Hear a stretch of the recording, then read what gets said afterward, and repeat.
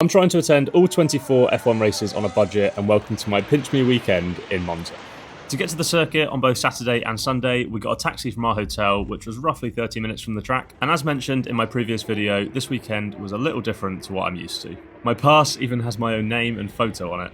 What in the fairy tale is this? Also, my dad and uncle were attending with me, and Formula One were kind enough to get us all passes, so I really can't thank them enough. Onwards to the food, and in the paddock there was free mozzarella, which was very Moorish, plus pizza and pasta in this nice seated area, and after qualifying I got my first selfie with a current F1 driver. It was then time for the pit lane walk, and as we were waiting to be released there was a historic car demonstration on track.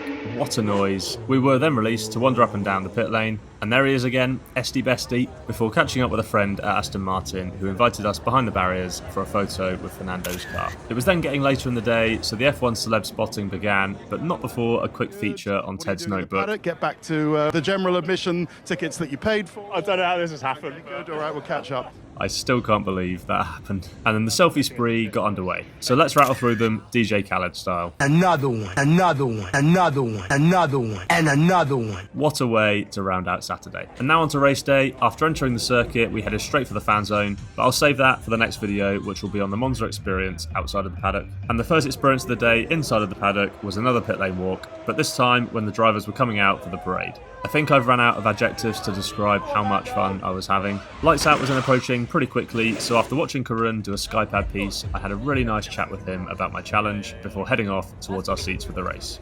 Not sure about the name of this car park. Now, I had a general admission ticket for the race, but I was sent a message asking if I'd like to join Adam and his friends in a Turn 1 grandstand as one of their mates couldn't make it. So a massive shout out to these chaps from Cork and to Jack in Boston, who unfortunately couldn't make the event. If we ever meet Jack, I definitely owe you some drinks for this. Then after the laps of the grid and an awesome flyover from Frecce Tricolori, we were underway in Italy.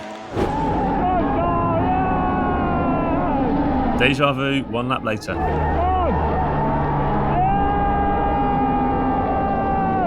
The race then settled down a fair bit, and with roughly 20 laps to go, my dad, uncle and myself headed back out of the grandstand to get to the pit lane in time for the celebrations. That did mean watching the last 10 laps on a screen in the paddock, but it was definitely worth it to get into the pit lane for the podium. Run. I think it was probably impossible to wipe the smile off my face this weekend. Fantastic atmosphere for the podium, despite no Ferrari in the top three, and what a win for Max. That felt like a drive from 2023. After yet another walk up and down the pit lane, that pretty much rounds off our race day experience. Memories made that will last a lifetime, and now handed back over to my past self to sign this one off. What a weekend. One of the best of my life. Thank you so much, Formula One. And thank you everyone for watching. This has been absolutely incredible.